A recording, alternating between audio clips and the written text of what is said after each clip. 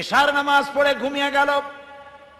রাত 12টার পরে কোন যুবক যদি উঠে আল্লাহর ইবাদত করে, তাহাজ্জুদের নামাজ আদায় করে, আল্লাহর নবী বলেছেন কিয়ামতের দিন আল্লাহর আরশের ছায়া ছাড়া কোন ছায়া যেদিন থাকবে না, ওই দিন 7 শ্রেণীর লোকদেরকে আল্লাহ তাআলা আরশের নিচে ছায়া দিবেন।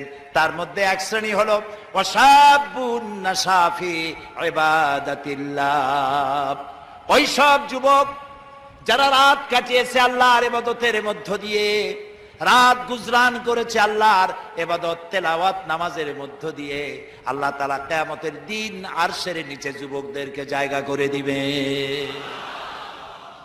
আজ এই পল্টন ময়দানে হাজার হাজার যুবকদের উদ্দেশ্যে বলি, যুবকেরা, তোমাদেরকে রাজনৈতিক দলের লোকেরা তোমাদেরকে লাঠিয়াল বাহিনী হিসেবে ব্যবহার করে।